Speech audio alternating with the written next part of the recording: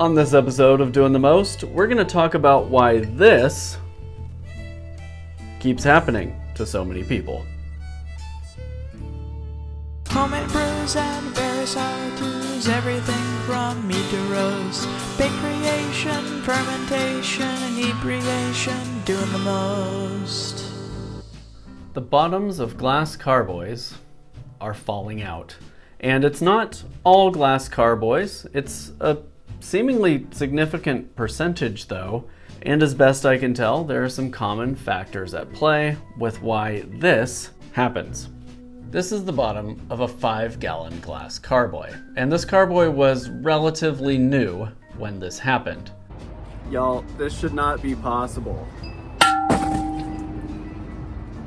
Prior to this one, I had another carboy do the exact same thing, and it was actually the very first time it had ever been filled up. Same sort of situation, bottom blew right out, leaving the rest of the carboy relatively intact. And in the last year and a half or so, I've had 3 carboys do this exact same thing. 2 I can confirm were new carboys, and then the other one I can't confirm whether or not it was new. I think that it might have been, but it was a long time ago, and it was before I knew that this epidemic of cheap brewing glass exists. The problem seems to present itself in 3-gallon carboys and up, most typically in 5-gallon carboys, and again, it's that the bottom comes off.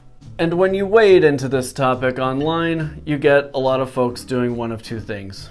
Victim blaming, telling you that somehow it must be your fault that it happened, or telling you flippantly that you shouldn't be brewing in glass, instead you should be brewing in plastic or in stainless steel, because why, in 2021, would anyone still brew in glass carboys? The reality is, it's a matter of preference. Some people like glass carboys, I happen to be one of them. What we don't like is obviously the bottom coming out. So I'm hoping to keep this conversation, and not just in this video, but in the comments, focused squarely on glass carboys and the reasons why these things are failing. You know, when I first started investigating this back in, I think it was February, I thought that this was gonna be some like deep-seated conspiracy and that I was gonna be able to like nail down who the manufacturer was that was responsible for all of this and have some big expose. And what I learned over the last several months is a whole heck of a lot about how glass is made. And I did that through talking to experts, internet research, and building my own polariscope, which you'll see here in a little bit. The truth is, this isn't some big grand conspiracy, and the truth is, we are kind of to blame. The problem is capitalism, and more specifically, it's consumerism. And we'll talk about that in a bit, but first, let's talk about why sometimes carboys fail.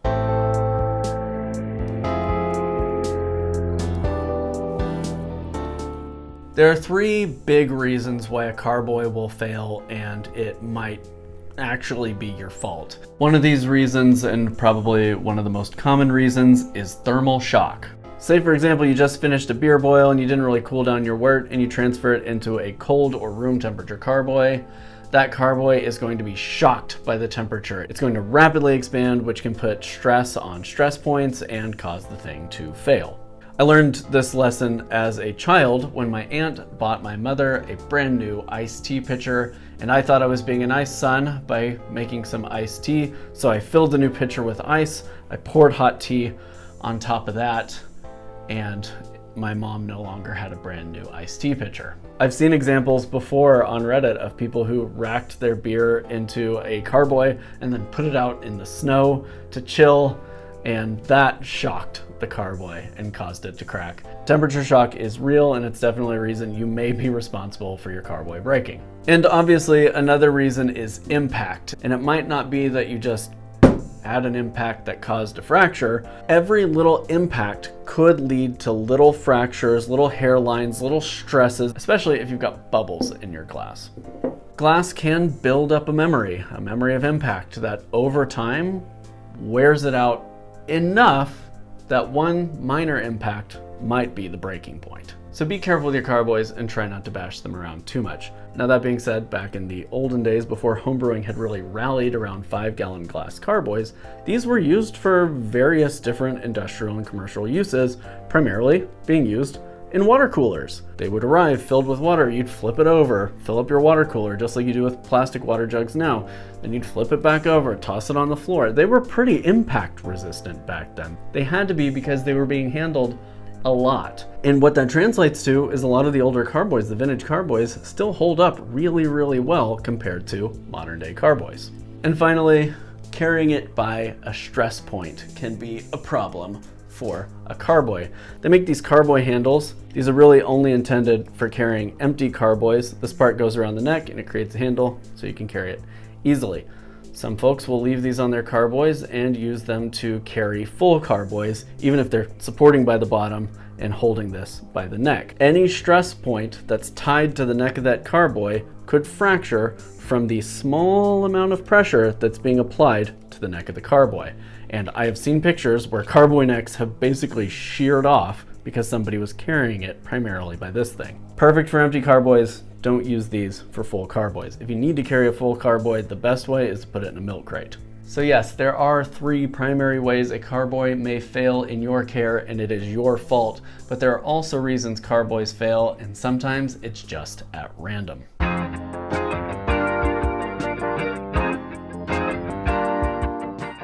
Cheap glass is cheap glass, and a lot of times that means it already comes with imperfections. A couple of those imperfections you might find in your carboys are bubbles, which are pretty obvious to spot. It's a little air bubble or gas bubble that's in the wall of the glass. And stresses can be held around those air bubbles, and obviously if there's a slight impact on an air bubble, that air bubble in the glass breaking can lead to a whole cascading effect that can break the rest of the carboy. Also, there's something called inclusions that can be in glass. These are little bits of sand or dust or other debris that get stuck in the glass during the process, anywhere during the process of the manufacture, and they stay in the glass. And if you look at a piece of glass underneath a polariscope, you can see the stress around an inclusion in a piece of glass pretty clearly. If you get a carboy and you see bubbles or inclusions in the glass, steer clear. Ideally, you would inspect your carboy top to bottom before you ever purchase it. I would not recommend buying carboys online.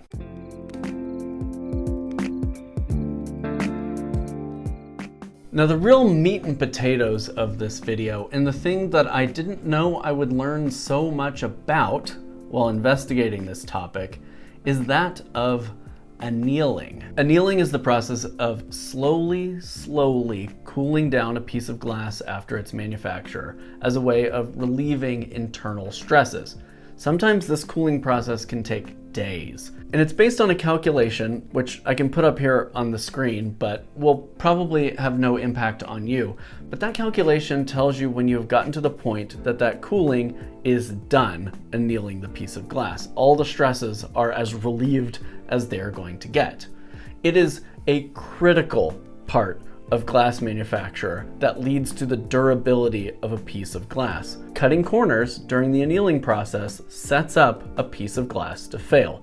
Combine that with inclusions and bubbles and inconsistent wall thickness on the glass, and you have yourself basically a ticking time bomb.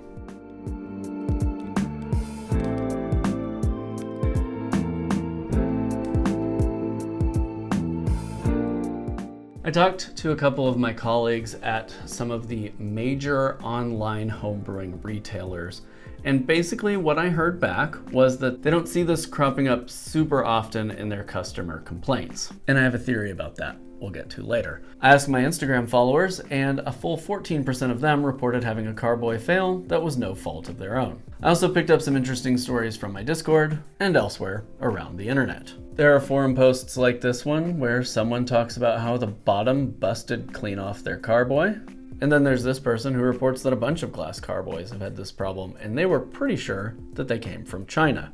And this person reports that they've heard of the same problem happening with carboys from Mexico. This unfortunate brewer got a call from their wife saying that beer was everywhere. They came home and found that the carboy bottom was completely off. This Redditor says they had just transferred cool wort into a carboy, picked it up to move it, and the bottom fell right out. This subscriber from our YouTube community page had a 3-gallon glass carboy that had the seam crack right across the bottom. And this subscriber had 2 3-gallon carboys pull the same stunt. Again, someone who picked up a carboy to find the bottom had come right off. And Mead Smith from our Discord server had a similar problem, bottom right off, but at least they were able to save about 4 gallons of their blueberry hydromel. And if you hop over to Amazon and look at 1-star reviews for some of the more popular carboy listings over there, you'll find a similar story.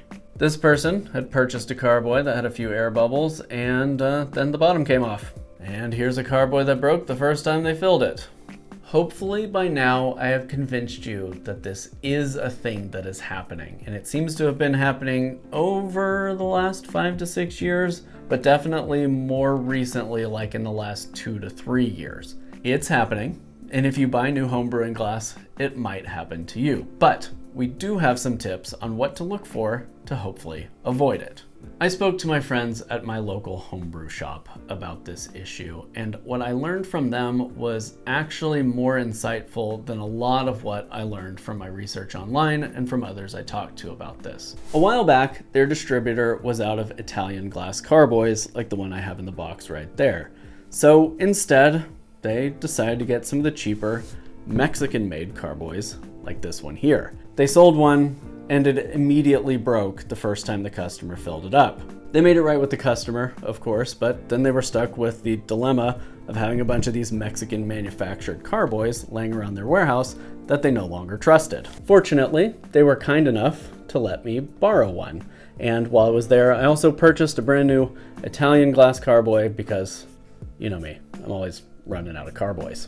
And that's one thing that I'm gonna praise about my local homebrewing shop. They're honest, they're real, they care about the customer, and they're not gonna screw me around. And they admitted that stocking Italian carboys is more expensive, but they only stock Italian-made carboys because they believe in them.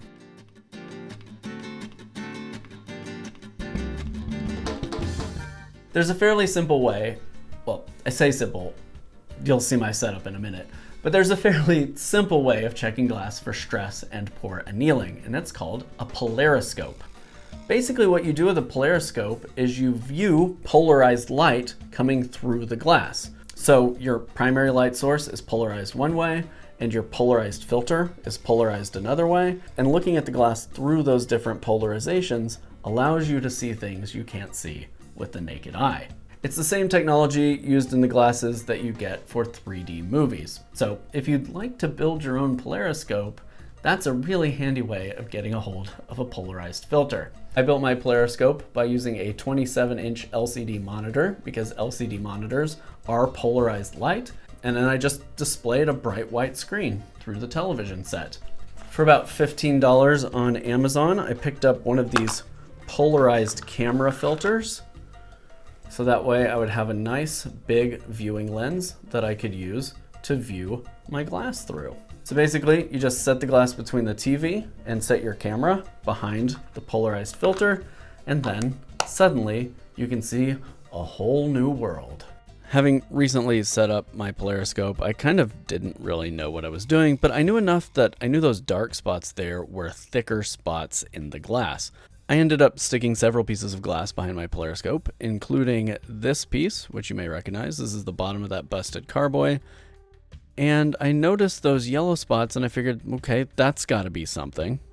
Actually spoke to a glass company many times over the last several months. Shout out to Dean, because I really wanted to make sure that what I was showing was accurate. So I actually sent them some of my polariscope images early on so their quality assurance person could tell me what it was I was seeing. And I can confidently say under their advisement that those yellow marks that you see through the polariscope are the result of pore annealing. They also sent me a bunch of other sample images using their special color polarized lenses so you can see what those things look like with really stark contrast. Ultimately, after all my research, building the polariscope, talking to all the experts, it is evident to me that pore annealing is the biggest contributor to shattering carboys. Flash forward to this week when I brought home both the Italian-made and Mexican-made carboys from my local homebrew shop. This here is the Italian carboy, and as you can see, it kind of looks like the polariscope is not even doing anything. But then when you replace this beautiful and seemingly flawless Italian carboy with the one made in Mexico, suddenly it all becomes so clear. I am incredibly thankful to Brewshop OKC for letting me borrow this bad carboy, because it is such a clear demonstration of what internal stress in a cheap carboy looks like. Again, here's that Italian-made carboy, and I am going to move it around here so you can see there aren't really any thick spots. Definitely no stark colorations that mark any internal stress in the carboy. But check out the Mexican-made carboy and those big stress spots and that big dark spot right in the middle of the bottom where it's really thick glass down there. It's just really a brilliant display of what is so wrong with these carboys and exactly where those flaws are, which is in the bottom of the carboy. Again, Italian made, beautiful. Mexican made, the bottom is just set up to fail, basically. Here's a side-by-side so you can see what those look like together. And again, the difference in quality is just painfully obvious.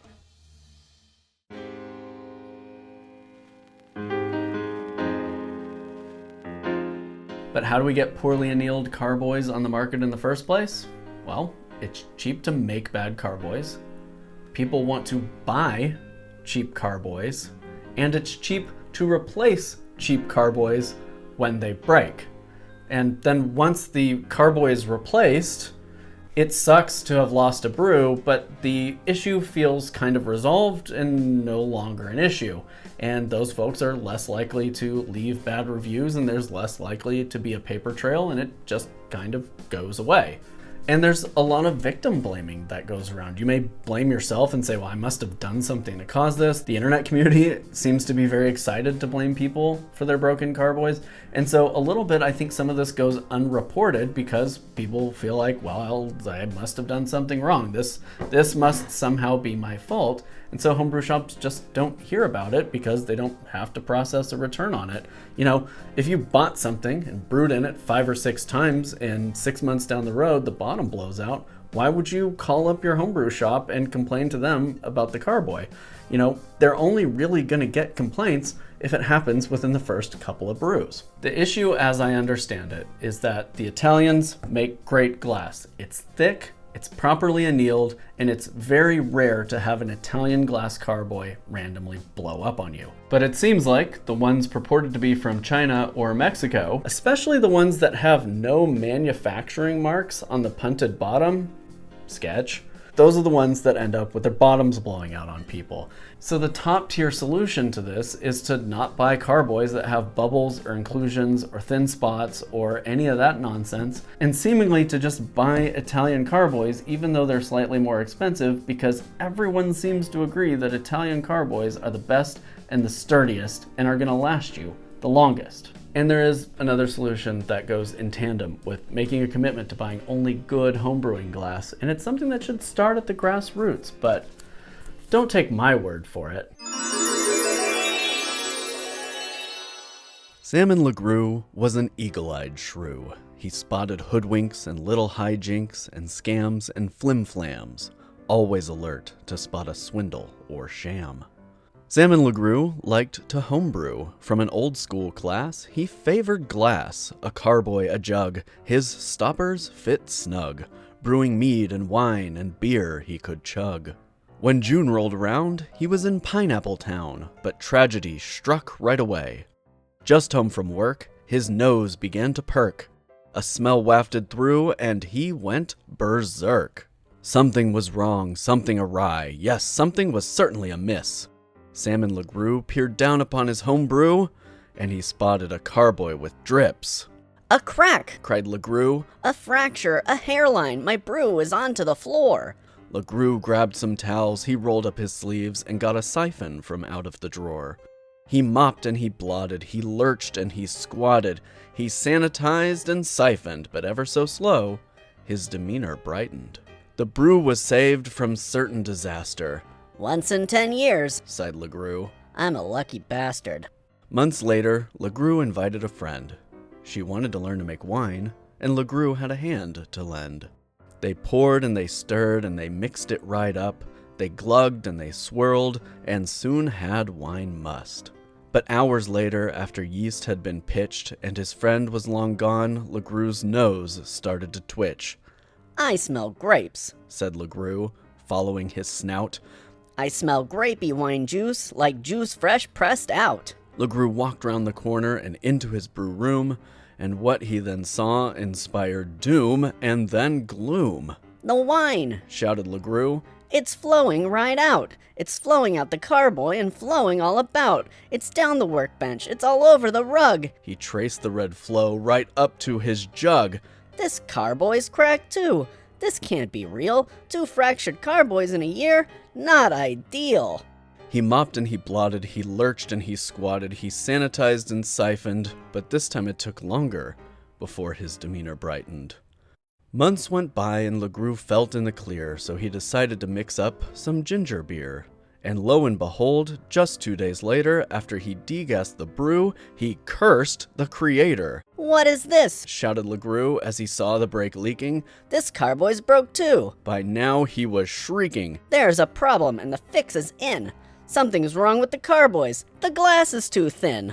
He racked off the beer and inspected the fracture. There were bubbles and hairlines. LeGroux knew what was the matter. The glass is too cheap. The manufacturing's a crock. This carboy couldn't hold air, much less Doppelbock. And there was LeGroux, his hat in his hands, hoping Big Glass might understand. But how do I reach them? LeGroux wondered aloud. They don't care about one guy. His head slowly bowed. Wait, said LeGroux. I'm not in this alone. There are lots of shrews out there who brew in their homes. He took to the web, to the homebrewing forums. Has this happened to you? We must not have decorum. We're being ripped off, our limbs put in harm's way. This is not a crisis to downplay. We must demand quality assurance. Glass must be thoroughly checked. No carboy should arrive with fatal defects. No bubbles, no thin spots, no issues to pinpoint. No inclusions or protrusions. They must not disappoint. One by one, brewers got hyped up. My carboy cracked too, one brewer piped up. Mine formed a hairline right at the base. Mine too, said a shrew who posted photos post-haste. They clamored and organized and emailed their brew shops. Enough is enough! This injustice must stop! Have you had a bum carboy? Did the bottom fall out? Are there bubbles or thin spots you're worried about? You can demand change. Send an email or two. Demand better brewing glass. Just like salmon, LeGroux. So what's the real solution? Advocacy. It's to not buy cheap homebrewing glass, but also it's to tell your friends, your colleagues, your homebrew groups, your online forums to also not buy cheap homebrewing glass. Buy Italian if you have to use glass, or switch to buckets, or switch to stainless steel. But don't feed an industry that is creating bad brewing glass that's wasting people's brews. Those are homebrewing dollars literally going down the drain, both in glass costs, but also in brews literally going down the drain. We don't have to settle for this. If you're a major homebrewing retailer, also consider not stocking cheap glass. If everyone committed to only stocking good Italian homebrewing glass, that industry would mostly go away, and that wouldn't be a bad thing. But really, build a relationship with your homebrew shop, even if it's an online vendor. But especially if it's a local homebrew shop, and talk to them about this. Show them this video. Show them the pictures that you see online of people's carboys with the bottoms literally blown out. In its heart, the problem is bad glass. It's poorly annealed, it has inclusions, it has bubbles, and it's got really thin walls. And there are glass manufacturers that don't produce stuff that way. And it's worth the $5 or $10 extra to get a carboy that's not going to have that problem. But more than anything, as homebrewers, we have a collective voice if we use it. It's pretty easy to make a phone call, send an email, post on a Facebook page, and ask homebrew shops to stop selling crap glass. Collectively, homebrewers can push this junk out of the market if we make our voices heard. If you make your voices heard. So in summary, buy Italian glass because the consensus is that it's the best, or buy a vintage carboy as long as you fully inspected it and it looks to be in really good condition. I hope you enjoyed this video. Like, comment, subscribe, follow us on Instagram, join our Discord, all of that, but mostly advocate for yourselves and don't brew with crappy home brewing glass. Cheers.